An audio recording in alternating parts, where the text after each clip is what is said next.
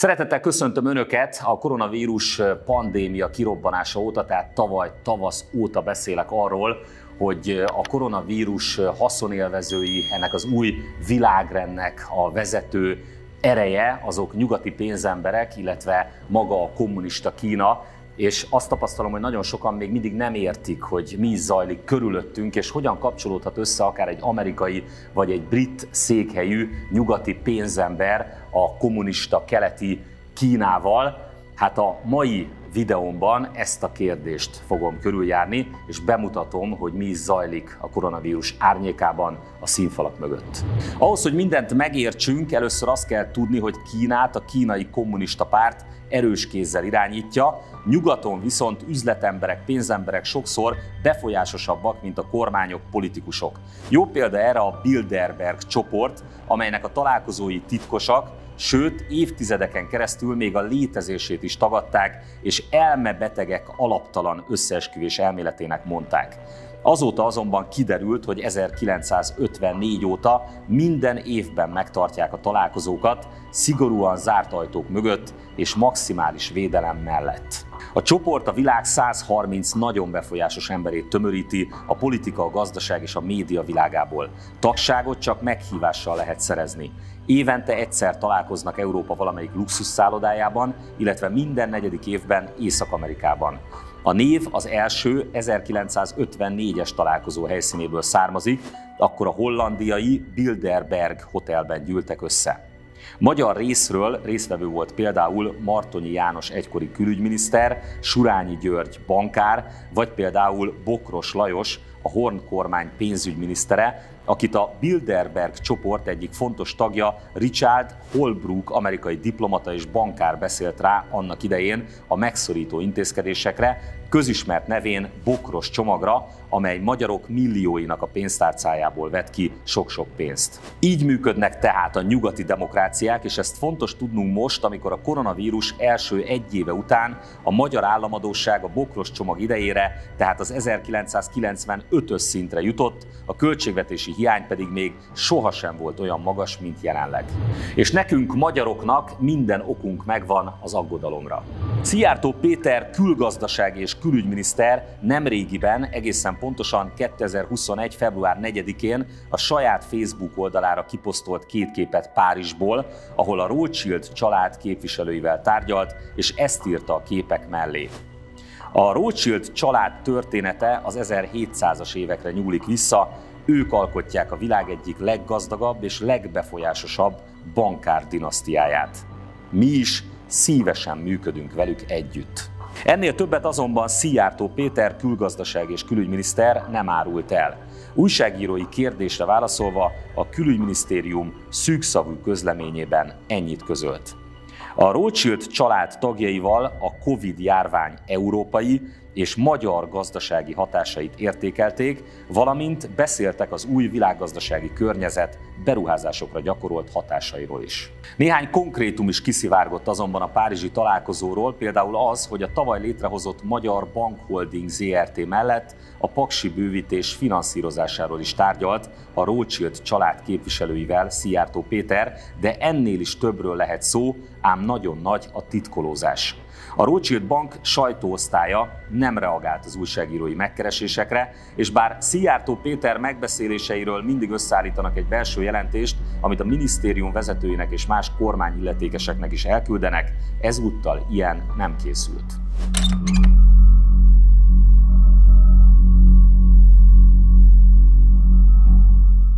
Nagyon sok videómban beszéltem már arról, hogy a koronavírus árnyékában ott vannak a koronavírus haszonélvezői, nyugati pénzemberek és Kína, amelyek elképesztő módon meggazdagodnak most a járványhelyzet idején. Miközben például az amerikai hírszerzés még vívja a küzdelmet Kínával, és ahogy a múltkori videómban arról beszámoltam, Avril Haines, az amerikai hírszerzés vezetője még most is kijelentette, hogy továbbra sem zárják ki, hogy a koronavírus egy wuhani laboratóriumból indult világhódító útjára, a kormányoknál is nagyobb hatalmat birtokló nyugati pénzemberek már nagyon régóta összefonódtak Kínával.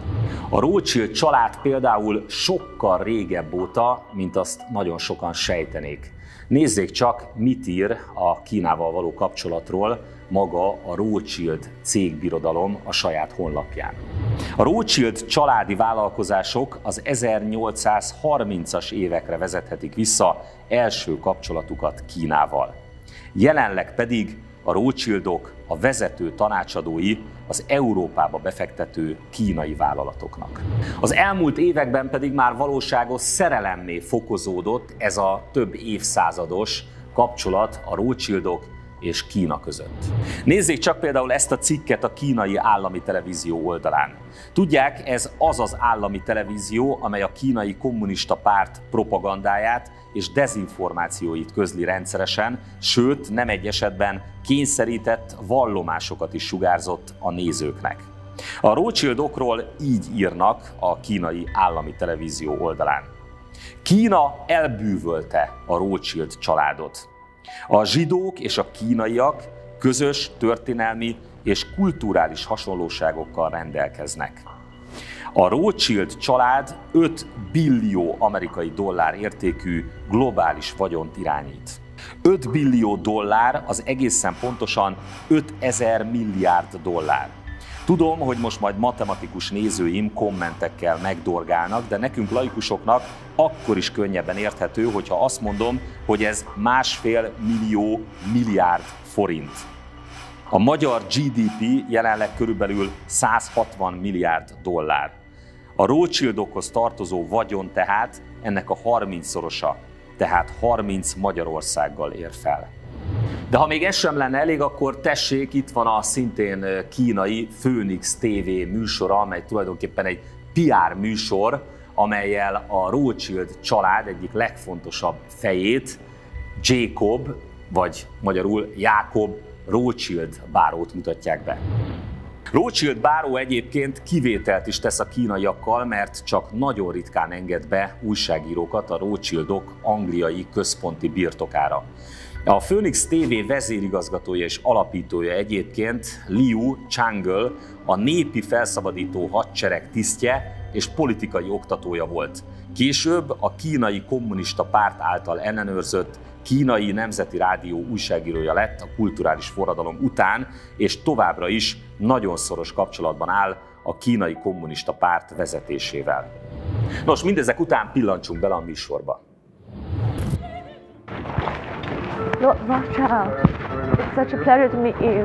Thank you for having us here. Thank you for coming. The Rothschild family starting here in a small house in the Frankfurt ghetto in the 18th century, and then they had the 5 sons. These are the 5 sons, and then those 5 sons all made great success of their lives. They built these 44 houses. These 5 sons, they built all those 44 houses. Those houses, yeah. So what was your first reaction when you know that you were going to run this house someday? I was pretty amazed. It's a big responsibility, isn't it? Nos, talán ennyi bizonyíték most már elég arra, hogy a nyugati pénzemberek régóta nagyon szoros kapcsolatot ápolnak Kínával. Következzen most egy interjú a Rothschild ház másik vezető alakjával, Evelyn de Rothschilddal, aki 2011-ben nyilatkozott, nem máshonnan, mint Pekingből, Kína fővárosából, a Bloomberg televíziónak, és akkor azt mondta, hogy Kína egy rendkívül figyelemre méltó ország, és szükség lenne valamilyen nemzetközi, globális valuta bevezetésére. Nézzék csak az interjút. I think it's a remarkable country. When you think of what has happened in the last 10 years, let alone 20 years, is an achievement beyond recognition. Sir Evelyn, what about the RMB situation? You mentioned a so-called currency problem. I mean, do you see the day in the next 5 years where it's fully convertible and flexible? Well, you're talking to a person who's quite old. If I'm around in 5 years, I'd like to think that that is the case. I think we've all got to move towards that opportunity, and I think the challenge also is whether we should move towards an international currency. És figyeljék csak a videó alatti kommenteket. Haladás a nemzetközi pénznem felé. Ez lenne a Great Reset, vagyis a nagy újraindítás?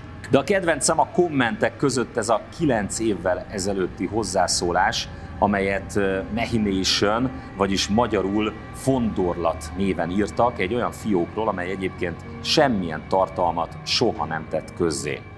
A figyelemre méltó rész még nem történt meg.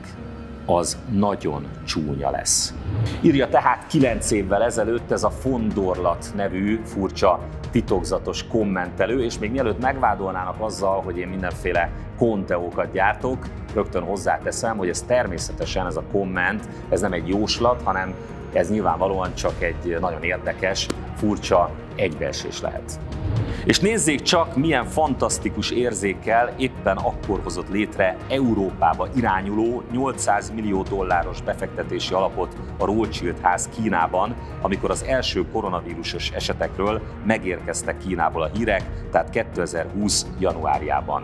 Azt, hogy a Rothschildok érdeklődnek a koronavírus iránt, mi sem bizonyítja jobban, mint az a tény, hogy a koronavírus járvány kezdetén egy Rothschild szabadalmaztatta a COVID-19 tesztelési módszerét.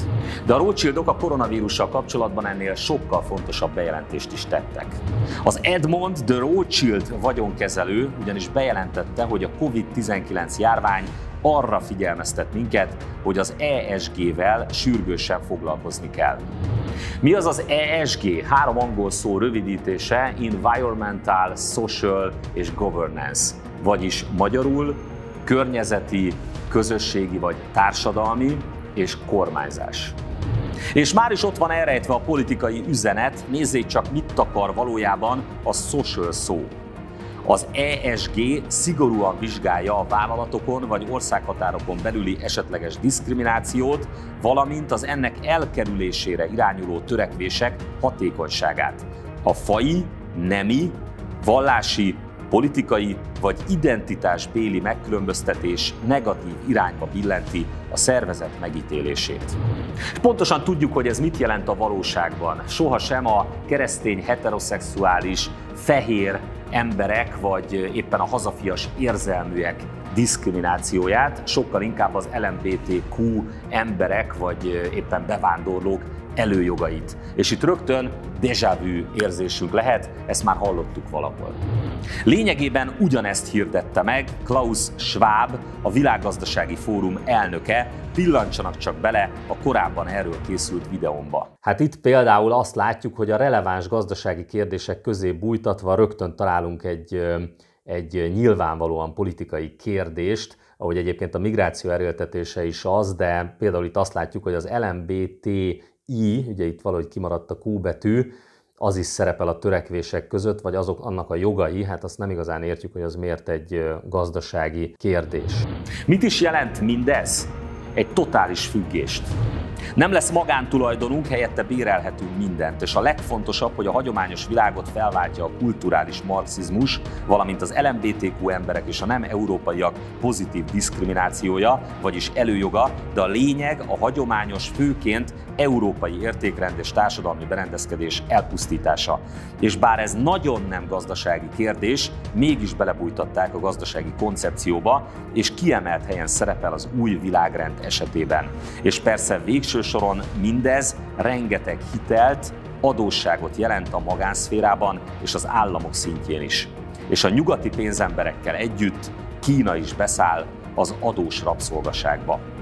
Ebből pedig következnek a megszorítások, mert a koronavírus miatti brutális hiteleket máshogy nem lehet majd fizetni. Éppen úgy, ahogy annak idején a Bilderberg csoport egyik tagja, Richard Holbrooke javasolta a szintén Bilderberg csoport tagnak, Bokros Lajosnak.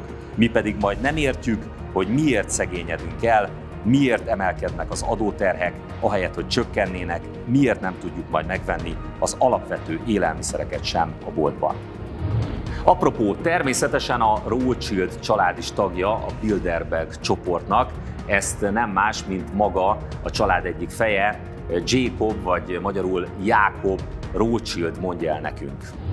Mr. Rothschild, how you doing, sir? Could you tell us what went on at the Bilderberg meeting this year? Sorry? Could you tell us what went on at the Bilderberg meeting this year? I didn't go there, actually, no. The Bilderberg? You weren't there? No. Not this year. What went on last year? No, I wasn't there last year. You weren't there last I think year? that was my cousin. Your cousin was there? Yeah. I think so. És van még egy fontos tagja a Bilderberg csoportnak, az általam már többször az új világrenddel kapcsolatban bemutatott Klaus Schwab, a Világgazdasági Fórum elnöke. Így érnek össze a szálak.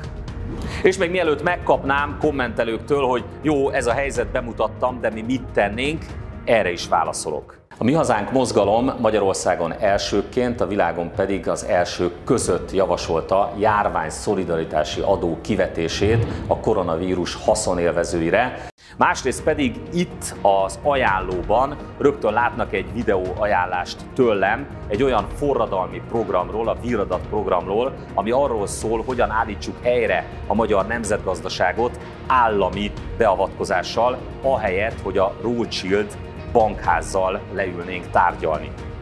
De néhány hónapon belül ennél sokkal részletesebb programot fogok majd bemutatni, és ehhez, ahogy korábban is, várom a javaslataikat akár itt kommentekben, akár a torockai.info oldalon, és hogyha ti felhatalmaztok minket rá, akkor mi meg is valósítjuk ezt a programot, és akkor Magyarországot talpra tudjuk állítani.